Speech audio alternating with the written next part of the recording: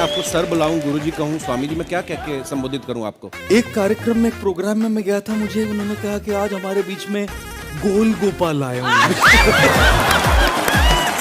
अच्छा, विवेक सर के बारे में हमने सुना है कि किसी को बिजनेस से रिलेटेड प्रॉब्लम हो तो 5 सेकंड के अंदर जवाब दे देते हैं। जब भाभी जी आपको तैयार होने के बाद पूछती मैं कैसी लग रही हूँ, 5 सेकंड में जवाब दे पाते हैं आप?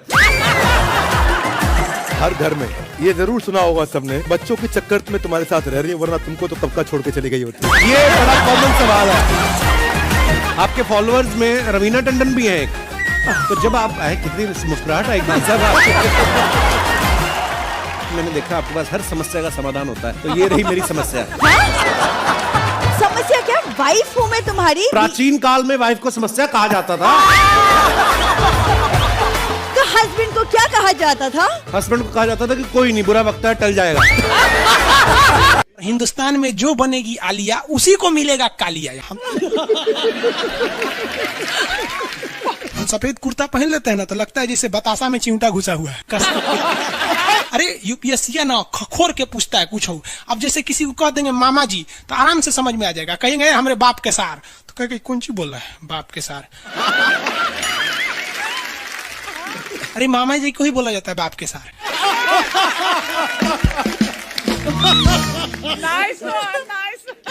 तो वही ऐसे पूछता है। भूगोल वालों ने ये दोनों का नाम अलगे रख दिया। हम तो आपको धाए दे बता दिए थे, आप में से कितने अच्छे से आप बता दिए कि एक में कि दो में। लेकिन यही क्वेश्चन यूपीएससी पूछा था और आधा लड़का गलती ठोक के आया था। क्या पूछा था पता है? कि ज्यादा ठंडा टुंडरा में पड़ता है कि टैगा में। अब लड़का पगला गया, टुंडरा टैगा कौन सी होलो रे भाई? टुंडरा टैगा, लो टुंडरा टैगा यहाँ पर। Very good. अरे इसमें इमोजी कौन लिख के भेज रहा है? ये सबको हमने बतियाने का आदत लगा है, इमोजी लिख के भेज देता कहीं। आगे लोग कहेंगे इमोजी कौन सी पढ़ेंगे हम? इमोजी लड़कियां बना बना भेज रही हैं सब। टुंडरा बोल रहे हैं तो अपन फोटो भेज रही है। और दिखाइए। ये तो इमोजी लिख के मत भेजिए आप लोग। अरे जो लिखना है लिखिए ना, इमोजी भेजता है सब। हिंदी मीडियम वाला तो कई को पता नहीं इमोजी मतलब कौन सी होला। और जन सियार ऐसा पीला पीला मुखौटवा बना रहा तो इमोजी बोला जाता है। ये रेखा बोलिए फटाफट, कौन सी रेखा है बीचों बीच से जा रही है?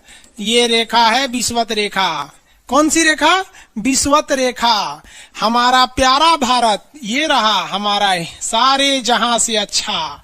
ये हमारा हिंदुस्तान उत्तरी गोलार्ध में है, northern hemisphere of the earth. ये हमारा कौन सी रेखा? विषुवत रेखा। अरे ये क्या हो गया यार? टेक्निकल आदमी नहीं है हम, या नौटंकी कर रहा है। रेखा पे जितने देश है ना वहां के लोग एकदम मंगरैला की तरह काला होते हैं सब। आगे इतना भयानक काला होता है सब कि उनको देखकर हिंदुस्तान का अगुआ भाग जाएगा। दुल्हन की तो बातें छोड़िए, लेकिन जितना सुंदर लड़की होती है सब ना, बहुत सुंदर लड़की, वो देखिएगा जब टेढ़ा लड़का पसंद करती है सब। सुंदर लड़की को बुद्धि पता नहीं कहाँ होता है। एक्चुअली भगवान जो है ना सुंदरता बनाए। देखिए अगर किसी चीज में समय देंगे तो दूसरे चीज से समय काटना पड़ेगा।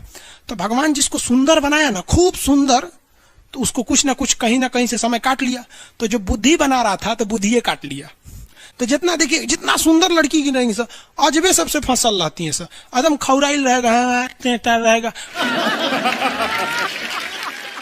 खूब सुंदर लड़की लेके घूमेगा। आप देखिए ना, एकरे देख लीजिए ऐश्वर्या राय को, कोना से बिया की हो?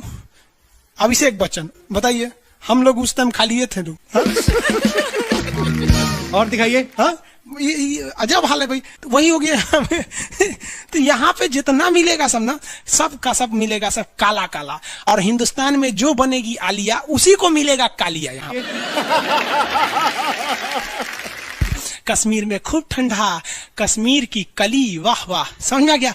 वहां कोई फेयर एंड लवली की जरूरत नहीं है। कश्मीर के लड़का लड़की सब गोरे होते हैं लोग। और नीचे दक्षिण भारत में देखेंगे तो सब झौंसल मिलता है सब। कुछ कुछ हीरोइन गोरी हो जाती है सर। अब बाल्टी में सोच रहे फेयर एंड लवली घोर के में नहा लेगी तो गोर ना हो जाएगी सर। सब है, भूगोल का नियम काम नहीं करता है यहाँ पर। समझ में आ रहा है कि नहीं आ रहा है? तो साउथ के लोग काले क्यों होते हैं? अब भैया साउथ वाले लोग बुरा नहीं मानिएगा, और काला होना बुरा क्या, हम खुद काला है, हम क्या दूसरे को बोलेंगे? हम सफेद कुर्ता पहन लेते हैं ना तो लगता है जैसे बतासा में चिंटा घुसा हुआ है। आपको फिर बताए ना, जितना काला रहता है उसको कैसा मिलती है सब। हाँ चलो ध्यान से देखो इधर। यहाँ समझिए, आप समझ में आया? कश्मीर के लोग गोरे काय होते? अच्छा, कश्मीर से तो ज्यादा गोर चाइना वाला होगा सर, ओसे गोर तो रूस वाला होगा सर। ऐसे रूस वाला को देखेंगे ना, व्लादिमीर पुतिन को देखिएगा तो लगेगा जैसे छीलल मुर्गी है। अंग्रेज सबको ऐसे कर देता है सो तो खून दिखने लगता है यहाँ पे लाल लाल। समझा कि नहीं? भूगोल कितना इजी है ना? इजी नहीं है, बकलोल कहेंगे इजी नहीं लग रहा है इसको। सुतल है। आगे बढ़े तो जितने लोग विषुवत रेखा के करीब वाले हैं वो होंगे काले, बीवी में रहेगी गोरी। और जो ये कोई भूगोल का नियम नहीं है रे भाई। और दिखाइए। बस खत्म। टफेस्ट एग्जाम है इंडिया का यूपीएससी, उसकी 2.5 लाख की फीस को हम 7,500 में कर दिए। बहुत बढ़िया, बहुत बढ़िया, वेरी गुड। ऐसे हम लोग को लगता होगा 7,500 बहुत कम है। एक लड़की ने कहा कि सर शाम वाले बैच को ना मॉर्निंग में कर दीजिए। हम कहे बाबू तो इतना सबके इंडिविजुअल से तो बैच ट्रांसफर नहीं है, क्या प्रॉब्लम है? उसने कहा ना शाम में हमको दूसरे के यहाँ बर्तन मांजने जाना होता है। एक लड़का बेचारा नदी से बालू निकालता था और वो बालू को भरता था, फिर नाव बालू को किनारे लेके बेचती थी, और वो बालू भरता था, उससे मेरी फीस ले आया। हमारा हाथ कांप गया, हम कैसे फीस ले लेंगे यहाँ पर? उसी दिन हमने ये प्रण लिया था कि भारत का कोई भी बच्चा उसके सफलता में पैसा उसकी बाधा नहीं बनेगी, चाहे उसको जितना भी पढ़ना रहे।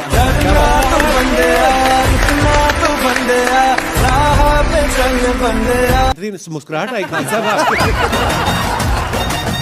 आप पटना से है ना? हाँ। हमें भी पटना पसंद है। तो जी आपके पीछे पड़ा कोई क्रेजी फैन ऐसा? आजकल के फैंस ये खान सर।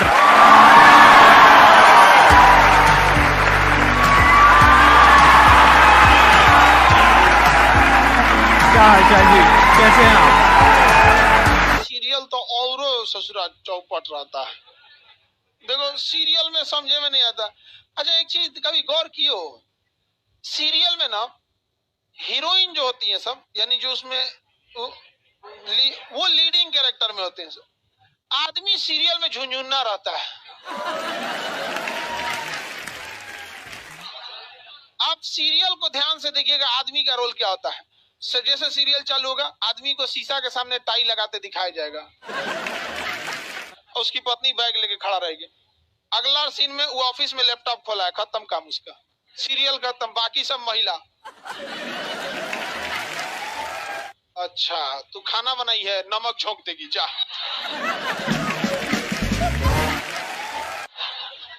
आदमी का काम खत्म, बस लैपटॉप खोलो, टाई लगाओ, खत्म कहानी। बाद में आएगा घरे तो देखेगा मम्मी अलगे मुंह फुलाई है, पत्नी अलगे रो रही है, परेशान रहता है। तो सीरियल में तुम तो मेल का कैरेक्टर देखना, बेचारा इसको लिया क्या है, चुपचाप बेचारा एकदम नहीं, जाता के बीच में अनाज पिसा जाता है। समझ में आ गया कि नहीं आ गया? सब बेचारा पिसा जाता है यहाँ से। किसी को दिक्कत? आप लोग भी पिसाइएगा।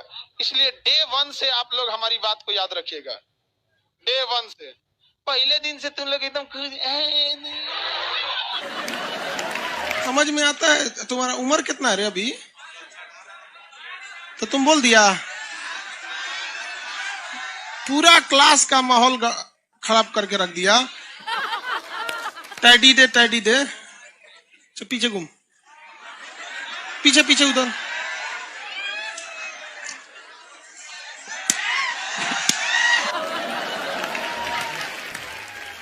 पढ़ने का उम्र है, पढ़ाई कर ले। प्यार मोहब्बत के लिए सलमान खान का उम्र भी बहुत है, और जिसको तुम दिन रात पीछे पड़ता है ना, सलमान खान बुढ़ौती में उसको 2 मिनट में फंसा लेगा।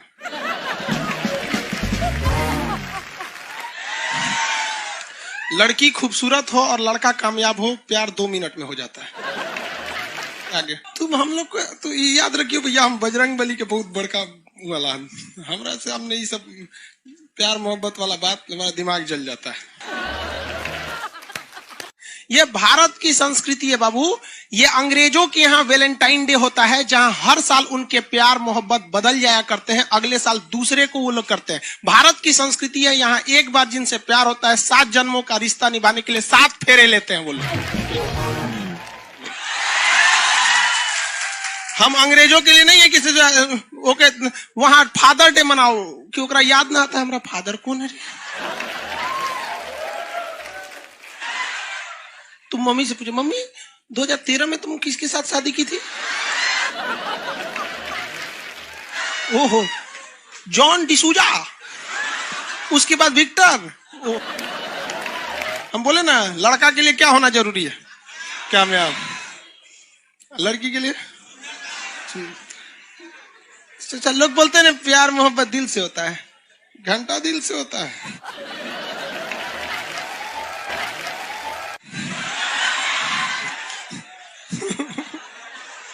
अगर प्यार दिल से होता तो सारा ब्यूटी पार्लर बंद हो चुके रहते।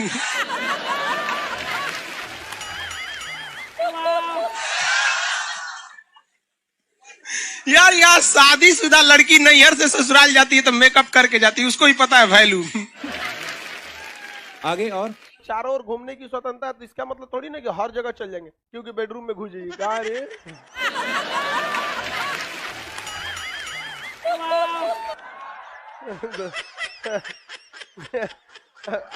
आज जाके कह दीजिए खान सर बोले थे चारों ओर घूमने की स्वतंत्रता के कचर के मारेगा आपको। अगला स्टेशन कैंट एरिया है, वसंत विहार। जिनके पास इस स्टेशन पर उतरने का कार्ड ना हो न उतरे, और आपके पास कार्ड नहीं है उतर गए, चल ना घूम के आते दूसरे का मेट्रो से, तो वहाँ बैठल रहेगा आर्मी वाला धो देगा। अगले मेट्रो में आप जाएंगे नहीं, पहुंचाए जाएंगे। घर में भी देखिएगा ना, महिला हड़ताल करेगी तो बोलबे नहीं करेगी दीदी।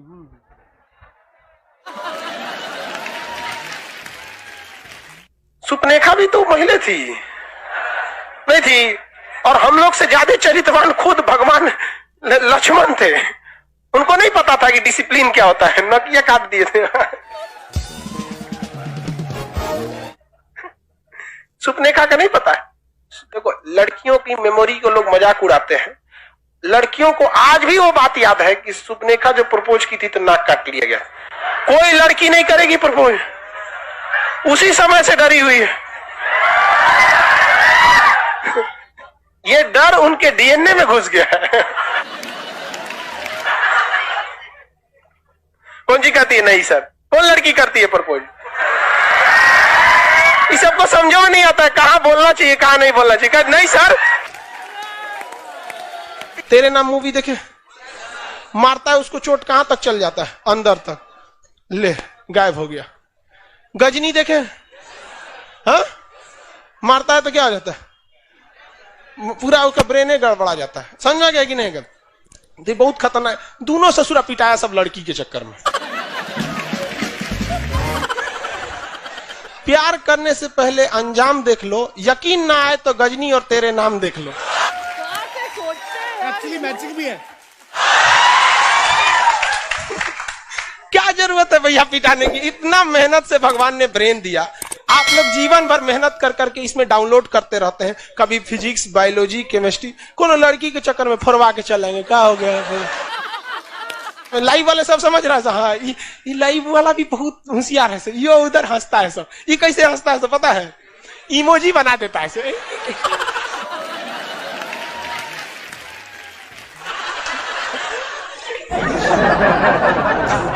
डिजिटल इंडिया में भी हंसी नहीं बर्दाश्त होती, और घुसियाएगा तो लाल रंग का भौकाल बना दी गई। कबो कबो बैच लेट हो जाता है ना, घुसिया कैसे बोलता है सब। ओए खत्म हो गया। आप में से कितने लोग हैं जो बहुत एक्साइटेड हैं आज के सेशन को लेकर के? तो अब मैं जैसे ही आपको नाम बताऊंगा उनका, जो हमारे आज के गेस्ट हैं, तो आपका जो एक्साइटमेंट लेवल है वो और बढ़ जाएगा। ये बताने से पहले कि गेस्ट कौन है, मैं आपको थोड़ा सा बताता हूं यूट्यूब के बारे में। यूट्यूब में क्या है कि पूरे वर्ल्ड की अगर बात करी जाए तो करोड़ों चैनल्स हैं जो अलग अलग जॉनर्स में है, अलग अलग कैटेगरीज में है। उसमें से 2 बड़ी कैटेगरीज है, मोटिवेशन और एजुकेशन। पूरे वर्ल्ड में जो वर्ल्ड का नंबर 1 मोटिवेशन चैनल है वो मेरा है, और जो वर्ल्ड का नंबर 1 एजुकेशन चैनल है किसी इंडिपेंडेंट क्रिएटर का, वो उनका है, जो कि हमारे गेस्ट हैं। उनके 17 मिलियन से ज्यादा सब्सक्राइबर्स हैं। Please give an energetic and warm welcome to the one and only Khan sir.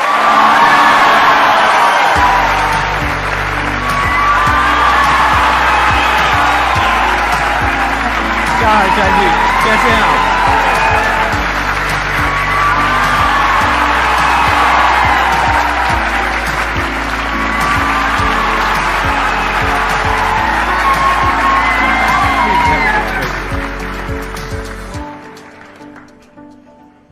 इससे पहले कि ऑडियंस आपसे कुछ पूछे या इंटरेक्ट करे, मेरे माइंड में एक क्वेश्चन है आपके लिए। जी।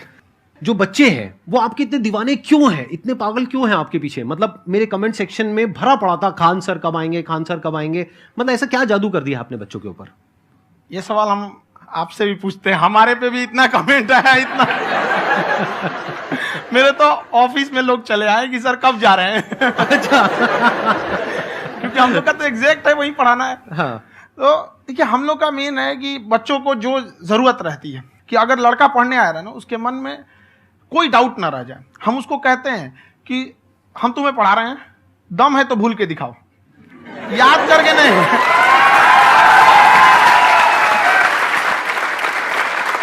प्लस आप जिस प्राइस पॉइंट पे पढ़ा रहे हैं, आई थिंक वो सबसे कम है, वो बहुत ही कम है। सर, ये जो फीस का कल्चर है, ये हमारा इंडियन कल्चर नहीं है। हमारा इंडियन कल्चर गुरु दक्षिणा है, उस हिसाब से वो सही है। ऑक्सीजन जैसे जिंदगी के लिए जरूरी है, वैसे एजुकेशन जरूरी है। कोई ये नहीं कह सकता है कि पैसे की वजह से वो खान सर के यहां से लौट गया। क्या बात है।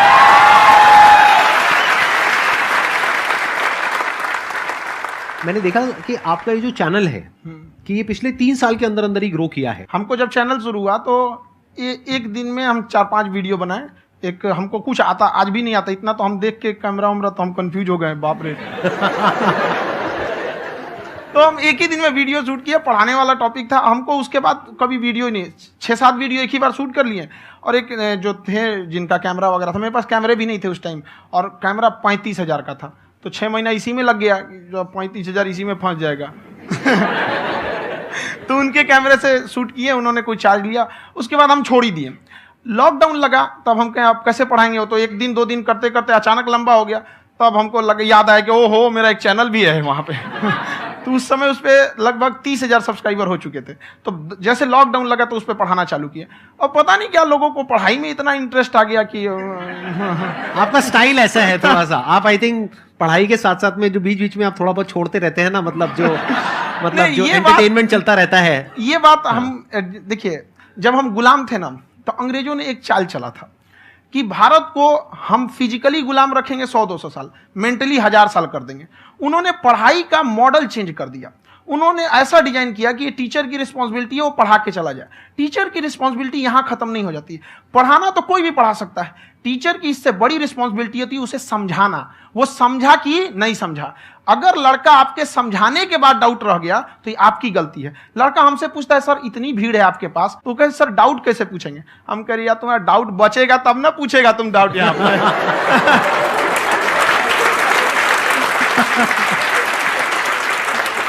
कॉन्फिडेंस नेक्स्ट लेवल है खान सर का, मानना पड़ेगा। और शायद यही वजह है इनकी जो ग्रोथ है उसका। किसी ने शायद सपने में भी नहीं सोचा होगा कि पिछले 2 साल के अंदर अंदर जो आपके चैनल की ग्रोथ हुई है, जैसे आप खुद ही बता रहे हैं कि लॉकडाउन के टाइम पे आपके 30,000 के करीब सब्सक्राइबर्स थे, आज की डेट में 17 मिलियन है। और मेरा एक क्वेश्चन और है, इससे पहले कि ऑडियंस में से आपसे कोई क्वेश्चन पूछे, कि कई बार आप ऐसे भी टॉपिक्स टच करते हैं जो थोड़े से कंट्रोवर्शियल हैं या थोड़े से सेंसिटिव हैं, जिसके ऊपर बात करने की हिम्मत आई थिंक बहुत ही कम लोगों में है। तो आपको कभी ये नहीं लगता है कि कहीं ज्यादा तो नहीं हो रहा है, इसको थोड़ा रोक देते हैं, थोड़ा कम कर देते हैं? क्योंकि कोई लाइन ही नहीं है वैसे तो बोलने को, तो आप कुछ भी बोल दो, कितना भी बोल दो। हुई है कंट्रोवर्सी बहुत बार। एक्चुअली बचपन से हमको फौज में जाना था, और फौज वालों के लिए ये सब मायने नहीं रखता। उसको करना है मतलब करना है, तुम सामने कुछ भी रहो, डजंट मैटर।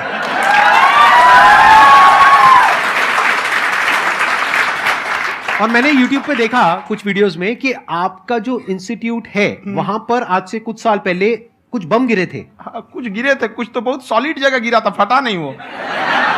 मतलब आपके आसपास? हाँ, बम को भी पता है कि टीचर की इज्जत किया जाता है। क्या बात है, क्या बात है। मैं समझ पा रहा हूं कि ये आपके अंदर जो एटीट्यूड है ये कहां से आ रहा है, क्योंकि आप बचपन से ही फौज में जाना चाहते थे, तो आप जंग के मैदान में ही खड़े हैं एक तरीके से। बस फर्क ये है कि आपके हाथ में कलम है, हथियार ना हो करके। हथियार से एक आदमी की जान जा सकती है, हाँ। कलम से बहुत ताकत होता है। शिक्षा एक ऐसा हथियार है ना, हर कुरीतियों से लड़ सकता है, हर तरह की समस्याओं से। और ये एक ऐसा हथियार है, मेटल डिटेक्टर में भी नहीं पकड़ाता है।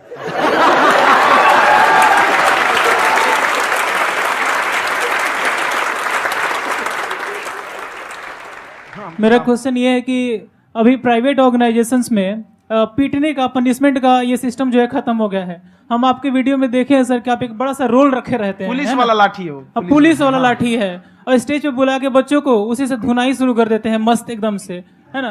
तो सर मतलब कि बच्चे मतलब कि डरते नहीं हैं आपसे, और इस तरीके से कैसे कनेक्टेड हैं आपसे, है ना। और एक और क्वेश्चन सर, यूपीएससी का जो आप अपना बैच स्टार्ट करने वाले हैं, ठीक है, उसके बारे में बताइए सर, क्योंकि मुझे मतलब कुछ इशू करना है सर, ठीक है। और संदीप सर को देख लिए, मेरा तो वैसे ही हो जाना है।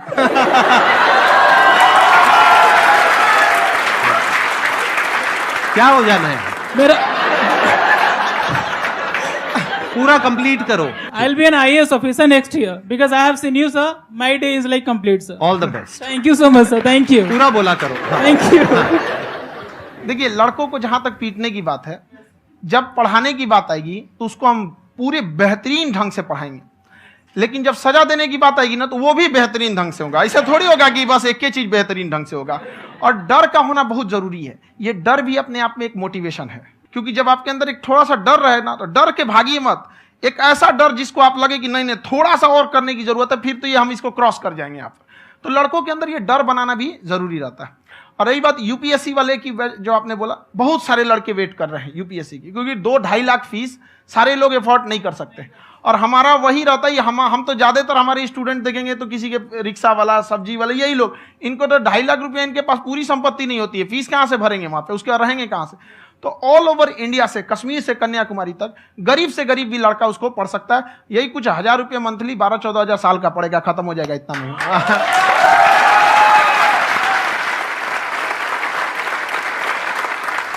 ये जो डंडे वाली बात इन्होंने कही, ये सच है? मतलब आप सच में एक डंडा रखते हो? पुलिस का ही है वो। और मारते हो? हाँ। कि मतलब अगर कोई लड़की छेड़ता है या ऐसा कोई भी उल्टा पुल्टा काम पढ़ाई करता लिखाई है, कुछ भी गलती करेंगे तो पिटाएंगे वो यहाँ पे, कैमरे पे, ऑन कैमरा, जैसा भी रहे, कुछ भी पिटाना तो उनको फिक्स है। एक तो कोई मतलब विधायक जी थे, उनके लड़का को पीट दिए, तो चला दल बल लेके अपना वहां पे। उसने घर पे नहीं बताया था कि सर ने पीटा है, बस बोल दिया कोचिंग में पीटा है। बाद में पता चला हम पीटे हैं, तो उसके पिताजी मेरे सामने और पीटे।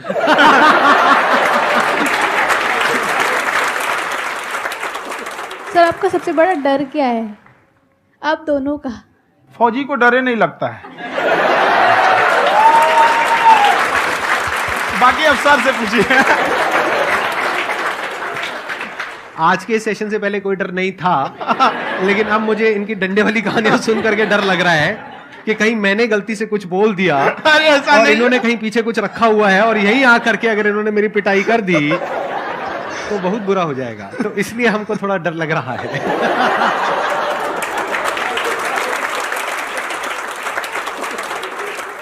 आपकी डेली कितने घंटे क्लासेस होती हैं? 6-7 घंटे। अभी भी खुद ही करते हो आप? हाँ, हमारे स्टाफ परेशान रहते हैं। हम 1:30-2 बजे सोते हैं, सुबह 6 बजे उठ जाते हैं, परेशान रहते हैं। यार इतना क्यों करते हो, है ना? कभी तो उनको भी साथ साथ लगना पड़ता है ना? उनको साथ साथ लगना पड़ता है। हम जग गए तो कोई सोया थोड़ी रहेगा, परेशान रहते, दिन में सोते ही नहीं है बेचारा, कहीं कहीं जाके सोते रहता है। तो हम सीट बांध दिए कि भाई तुम इस समय सो जाना, तुम इधर सो जाना। आपकी शादी हो गई या नहीं हुई अभी? मेरी खुशहाली देख के आप आइडिया लगा सकते हैं।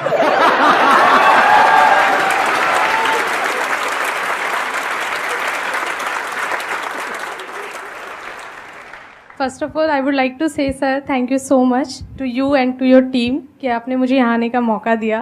एंड सर, अब तक मैंने आपको सिर्फ फ़ोन या लैपटॉप में ही देखा है दोनों को, आज फर्स्ट टाइम लाइव देख रही हूँ तो बहुत अच्छा लग रहा है। तो मेरा क्वेश्चन ये है सर आपसे, जब हम लाइफ में कोई डिसीज़न लेते हैं कि हमें ये पर्टिकुलर चीज़ करनी है, और क्योंकि हम डिसीज़न लेते हैं तो हमारी आदत है कि पहले हम 4 लोगों से पूछते हैं कि तू बता तेरी क्या राय है, तू बता तेरी क्या राय है। तो उनमें से अगर कोई हमें कह देता है कि ये बेकार डिसीज़न है मत कर, तो तो हमारा माइंड कहीं ना कहीं डाइवर्ट होने लगता है और उसकी वजह से हम अपना डिसीजन चेंज कर देते हैं। तो मेरा क्वेश्चन ये है कि कैसे हम अपने डिसीजन पे स्टिक रहे, कैसे हम जो दूसरे के ओपिनियन है उनको अफेक्ट ना होने दें अपने ऊपर।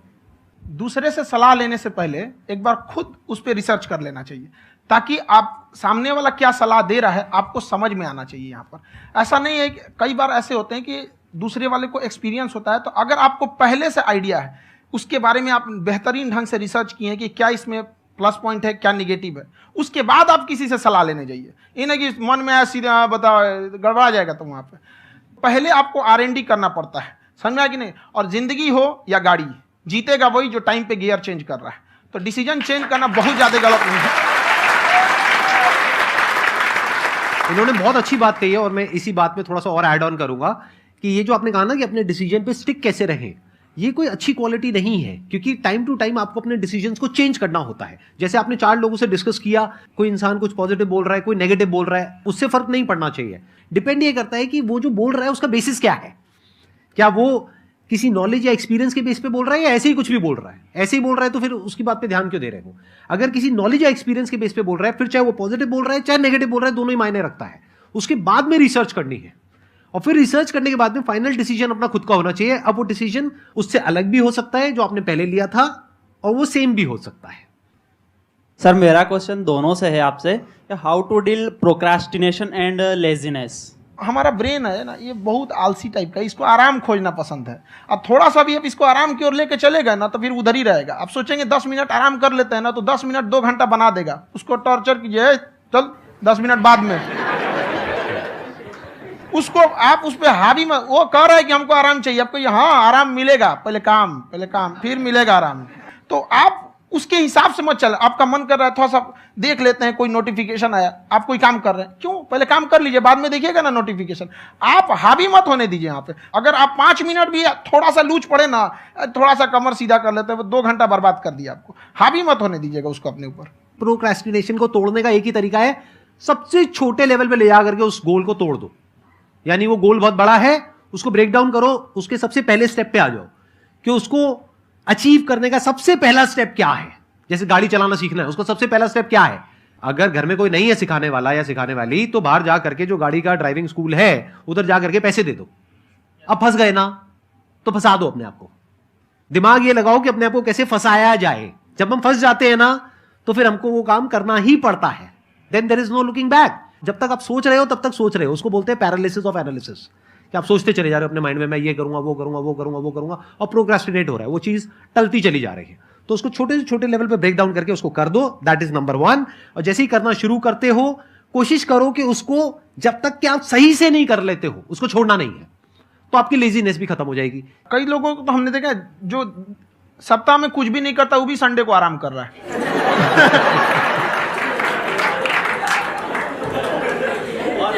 वैसे कहा भी जाता है कि अगर कोई काम आपको करवाना है ना, तो ऐसे किसी इंसान को दो जो बिजी है। हाँ। ऐसे आदमी को मत दो जो खाली है। ये परफेक्ट एग्जाम। किसी को भी आप देखिएगा जिसको आप कहते हैं कि मतलब थोड़ा ठीक ठाक आप समझते हैं कि नहीं ये बहुत आगे निकल, वो एक काम को खत्म करने के बाद कभी आराम नहीं करेगा। एक काम खत्म हुआ उसको लगेगा हाँ एक खत्म हो गया, अब दूसरा करना चाहिए। और वही जिसको देखिएगा एक खत्म हो गया और आराम करना चाहिए, कभी नहीं लाइफ में आखिरी सांस तक। सर यहाँ पे सब हिंदी में पूछते हैं, इंग्लिश में पूछते हैं, मैं भोजपुरी में पूछूं? जौन भाषा ठीक लगे तोने में पूछ दो। हाँ सर।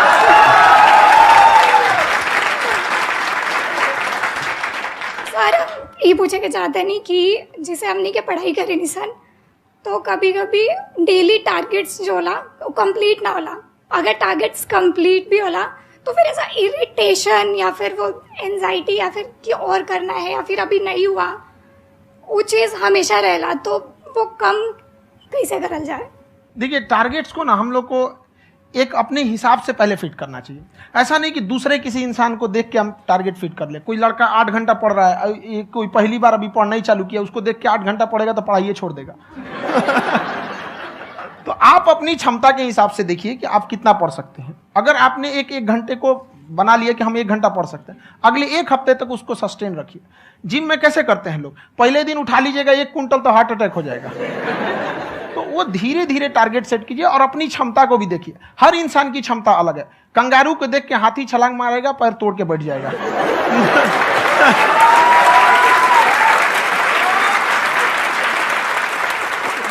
अब संदीप सर का मोटिवेशन देख के इसका मतलब क्या कि ट्रेन के आगे खड़ा हो जाएंगे, ढकेल देंगे तुमको।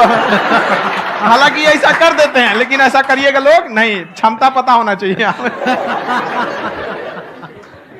आपके अंदर एंजाइटी हो रही है कि मैंने कर तो लिया है, आप ये नहीं कह रहे कि मैंने कुछ भी नहीं किया है फिर मेरे को एंजाइटी हो रही है, आप ये कह रहे हो मैंने काफी कुछ कर लिया है फिर भी एंजाइटी हो रही है कि कहीं कुछ छूट तो नहीं गया है। तो बेसिकली आपको ये देखना है कि अगर आपके अंदर ये एंजाइटी हो रही है, that means you are a very good student, आप एक अच्छे स्टूडेंट हो। क्यों? क्योंकि बहुत सारे स्टूडेंट्स तो ऐसे हैं उनको पढ़ने के नाम से एंजाइटी होती है। तो आपको एंजाइटी हो रही है कि मैंने पढ़ लिया, दिन में मानो 8 घंटे का आपने टारगेट सेट किया और 6 घंटे पढ़ लिया, या मान लो 8 घंटे भी पढ़ लिया, फिर भी एंजाइटी हो रही है कि मैंने 10 घंटे नहीं पढ़ा।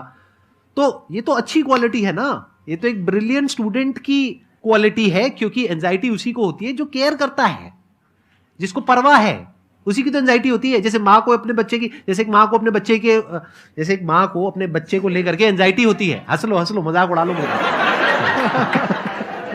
कोई बात नहीं, एडिट कर देंगे इसको हम। हाँ।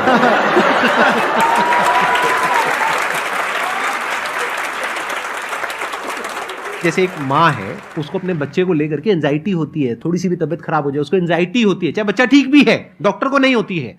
क्यों? क्योंकि माँ को उस बच्चे से प्यार है। तो दैट मीन्स कि आप अपनी पढ़ाई को लेकर के सीरियस हो, इस वजह से आपके अंदर एंजाइटी हो रही है, विच इज नॉर्मल। जहां पर प्यार मोहब्बत होती है वहां पर थोड़ी बहुत एंजाइटी तो होती ही है ना। समझ रहे हो ना मैं क्या कहना चाह रहा हूं? आप लोग समझ रहे हो ना मैं कहां जा रहा हूं? जब वो किसी और से बात करती है तो एंजाइटी होती है ना।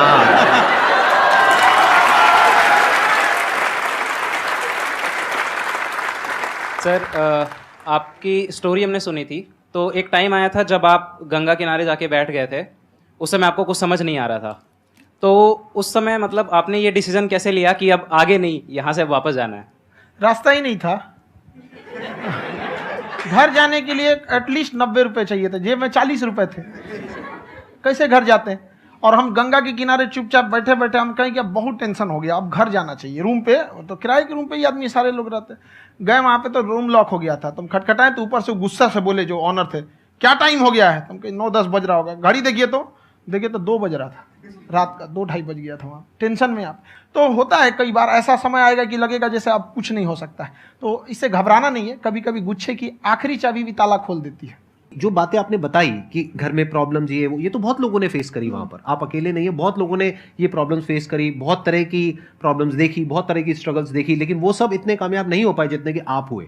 तो आपके अंदर ऐसा कुछ ना कुछ है जो औरों के अंदर नहीं है। तो वो मैं जानना चाह रहा हूं कि वो ऐसा क्या था जहां से कि आपका दिमाग यहां तक सोच पा रहा है कि मैं पूरे इंडिया में इतने बड़े लेवल का चेंज लेकर के आ सकता हूं, एजुकेशन फील्ड में रेवोल्यूशन लेकर के आ सकता हूं। ये सोचना ही बहुत लोगों के बस का नहीं है। मेरी एक खुद की थिंकिंग, अगर हमको कोई 100 रुपए किसी काम के लिए दिया, हम सबसे यही कहते हैं, तो हम कोशिश करते हैं उसे 200 का रिटर्न दे। अगर कोई हमसे 200 रुपया फीस दे रहा है, 250 दे रहा है, तो हम उसको ये कोशिश करते हैं कि तुम्हें ऐसा लगे कि नहीं भैया हमने 10-20 हज़ार का पढ़ लिया यहाँ पर। वो ईमानदारी से कभी कमी नहीं। और हमेशा अगर हम प्रॉमिस